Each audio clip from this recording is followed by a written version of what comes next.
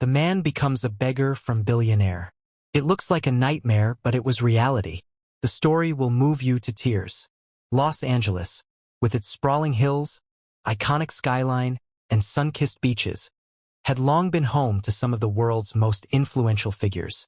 Among them was Ethan Harrington, a man whose name was synonymous with luxury, power, and unimaginable wealth. His empire spanned multiple industries: real estate, tech, entertainment, and he had a lifestyle that could only be dreamed of.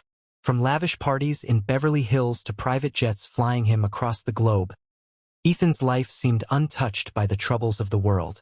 But then, one fateful summer, the flames of disaster came for him, literally and metaphorically. It was an unusually hot summer day in London. The sun was high, casting its harsh rays over the iconic Buckingham Palace, where the royal guards stood at attention, their red uniforms bright and sharp, contrasting against the stone facade of the palace.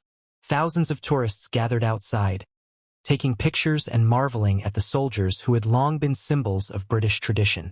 The air was filled with the sound of chatter, the occasional click of a camera, and the murmur of excited visitors. But in the midst of it all, something extraordinary was about to unfold.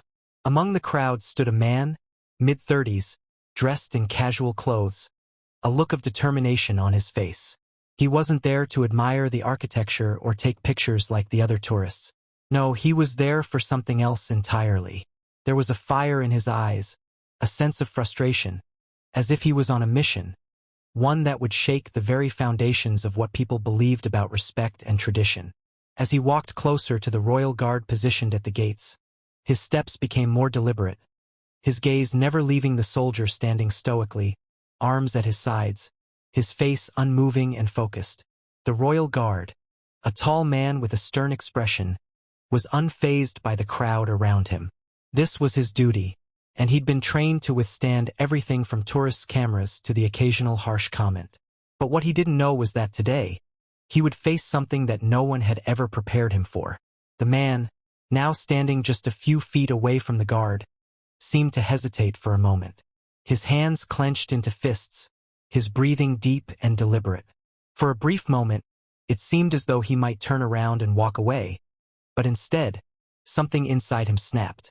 Without warning, he took a step forward, reached into his pocket and pulled out something small, something shiny, and aimed it directly at the guard. The crowd around them barely noticed the tension rising. They were too distracted by their own conversations, oblivious to the growing storm that was about to break out right in front of them. But then, as if in slow motion, the man raised his hand and, with a swift motion, spat directly into the face of the royal guard. The action was swift and shocking, leaving a stunned silence hanging in the air for just a moment. People around them froze, their eyes widening in disbelief. The royal guard, however, didn't move. He didn't flinch, didn't react in any way. His face remained as cold and expressionless as before. He was trained to ignore the world around him, but even he couldn't have expected this. The man who had spat on him stood there, staring at him, waiting for some kind of reaction. His chest heaved with the adrenaline of the moment. The crowd, now fully aware of what had just transpired, began to murmur. Whispers of disbelief spread like wildfire, and people started to pull out their phones to capture the event. But the royal guard, he still hadn't moved. The silence stretched on, and then something completely unexpected happened. Instead of retaliation, instead of shouting or confrontation, the royal guard did something that left everyone around him, including the man who had spat on him, utterly speechless. He slowly raised his hand to his face, wiping the spit away without breaking his stoic composure. Then, he did something that no one could have ever predicted. It was a quiet action, but it spoke volumes. The crowd watched in stunned silence, unable to comprehend what had just happened. The man who had spat at him stood there, his mouth slightly agape, unsure of what to do next. But the royal guard? He didn't move from his post, didn't acknowledge the man, and certainly didn't show any sign of anger. His calmness in the face of such disrespect was almost unnerving. What happened next, however, would change everything. The man, still in shock from the guard's unshaken demeanor, began to feel a shift within himself. The very thing he had hoped to provoke, the response he had expected, never came. Instead, he was left standing there, facing a man who seemed unbothered by the entire incident. The crowd, too, was frozen in time. What had started as a moment of humiliation for the guard had now become a lesson in strength, patience, and discipline. But the story was far from over as the man stood there, still processing the royal guard's lack of reaction. The crowd around them began to murmur louder. People whispered about the audacity of the situation, some expressing disbelief at the man's disrespect, while others wondered what the guard would do next. The tension was palpable. Everyone was expecting a dramatic response. Surely there would be a confrontation. Surely the royal guard would break character, perhaps even arrest the man. But the guard remained unmoved, his expression as unchanging as ever. In the background, tourists continued snapping pictures and filming, unaware of the quiet drama unfolding in front of them. The scene felt frozen in time, the man who had spat on the guard still standing there, his chest heaving with each breath, trying to process what had just happened. For a moment, he wondered if his actions had been in vain. Had he failed to make the impact he intended? Just as the man's frustration began to turn to confusion, something unexpected occurred. A police officer, who had been standing off to the side and had witnessed the whole incident, finally made his way toward the scene. The officer's steps were slow but purposeful. He walked past the crowd, his gaze fixed firmly on the man who had spat on the royal guard. The crowd parted as he approached, giving him room to move. The officer, whose presence had gone largely unnoticed until now, stepped up to the man and placed a hand on his shoulder. The sudden touch jolted the man out of his stupor. His eyes darted from the officer to the royal guard, who stood as still as a statue. The officer's eyes met the man's with a calm yet assertive look. "You'll need to come with me," the officer said, his voice steady. "We don't tolerate disrespect of any kind here, especially towards someone in uniform." The words hit the man like a ton of bricks. He had expected something different, a confrontation, a challenge, even an apology. But now, facing the officer, he was reminded of the gravity of his actions. The crowd was now watching more intently than ever, their eyes flicking between the officer and the man, waiting for something to unfold. But then a curious thing happened. Instead of following the officer's command, the man froze. His mouth went dry, and a sense of unease gripped him. For the first time in the whole encounter, he questioned his actions. What had he hoped to achieve? A moment of shame for the guard? A glimpse of vulnerability? Or had he simply been so caught up in his own anger and frustration that he hadn't thought through the consequences? The officer's eyes narrowed as he waited for the man to comply. The crowd, too, was silent, unsure of what would happen next. But instead of the confrontation escalating, something even more unexpected occurred. The royal guard, who had been stoically standing at attention throughout this entire ordeal, slowly turned his head toward the officer. His gaze, though still unwavering, carried an air of authority. The officer looked at the guard, his stance momentarily faltering. The guard, without a word, raised a finger to his lips in a gesture that indicated silence. The officer hesitated for a moment before backing away slightly, visibly confused.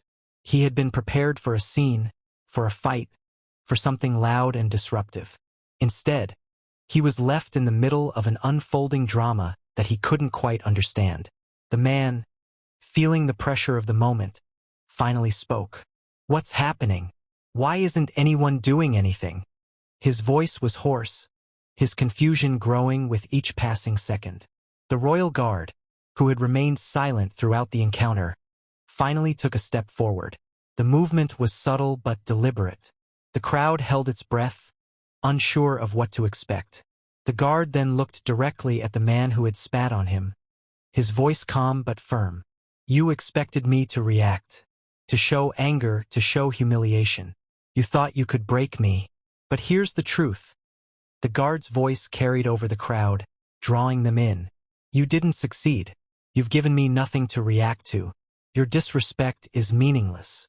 The man stood frozen, his eyes wide as the guard's words sunk in. The words were simple yet powerful. They cut through the noise, through the expectations, and left the man standing there, exposed in a way he hadn't anticipated. The crowd was now watching with rapt attention. Some had begun recording the moment, while others were simply silent, taking in the unexpected twist. The man, who had believed he could provoke the royal guard, now found himself at a loss for words. He had been outmatched not by anger or retaliation, but by sheer calmness and discipline. The royal guard's response wasn't what anyone had expected. It wasn't aggressive or defensive. Instead, it was a reminder of strength through restraint, a power that didn't require confrontation. And with those few words, the guard had turned the tables entirely. The man's moment of humiliation, the one he had hoped to create for the guard, had now been turned on its head. But just when it seemed like the matter might settle, the officer who had initially approached the man now stood frozen, his mind working through what had just happened. He turned his gaze from the man to the royal guard, and in that moment the crowd felt a shift. Something was about to change, but what? The officer stood motionless for a few more seconds, clearly caught off guard by the royal guard's measured response. The man who had spat on the guard remained standing, his face still a mix of disbelief and frustration. The crowd, sensing that something monumental had just transpired, was now fully absorbed in the scene unfolding before them.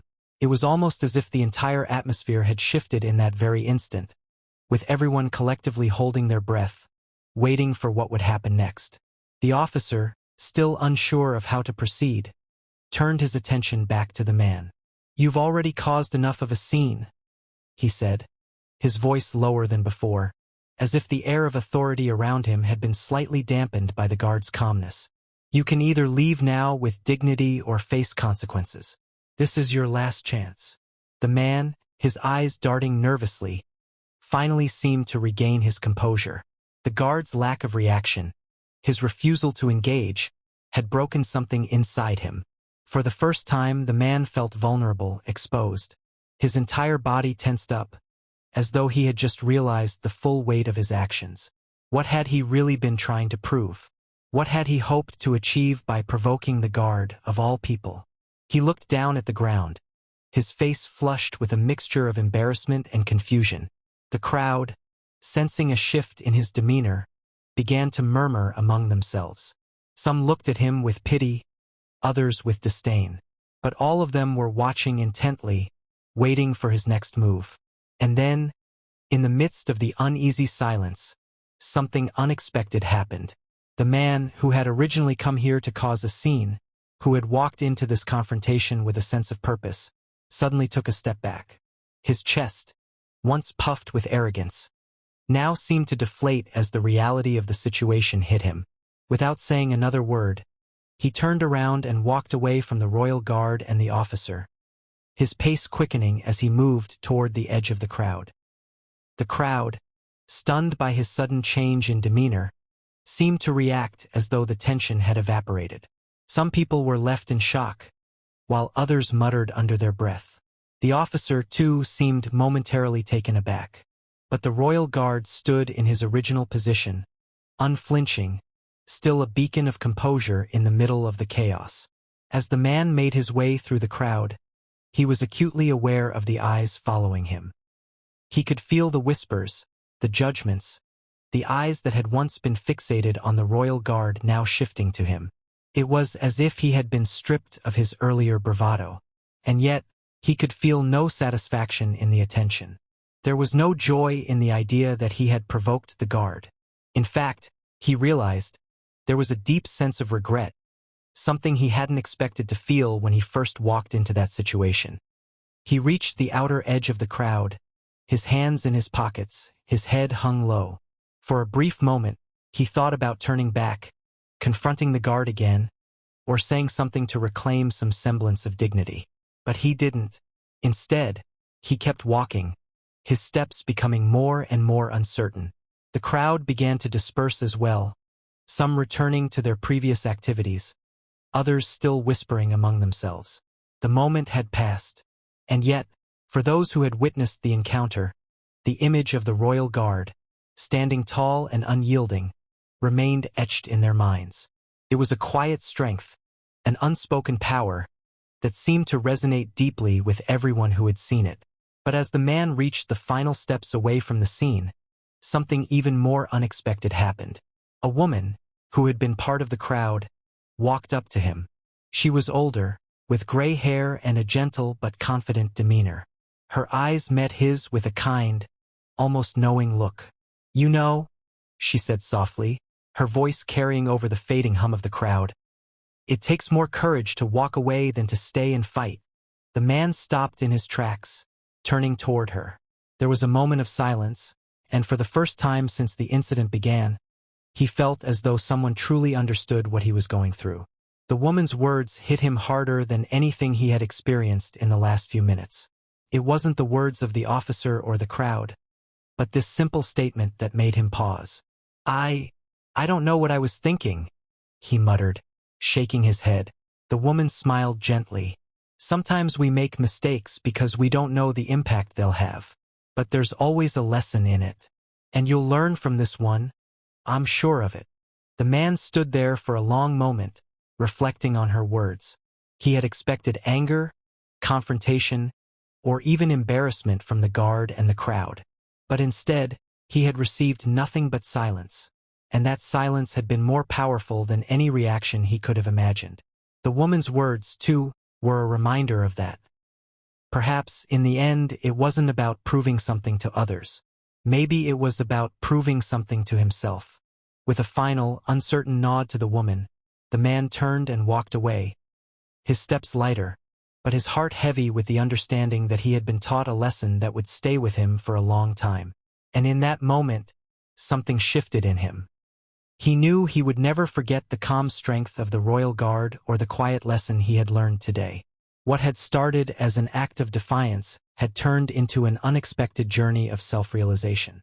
But as he disappeared into the distance, the crowd, still left with a sense of unease, began to disperse, leaving behind nothing but the memory of a powerful moment that had unfolded quietly, yet left everyone who witnessed it forever changed.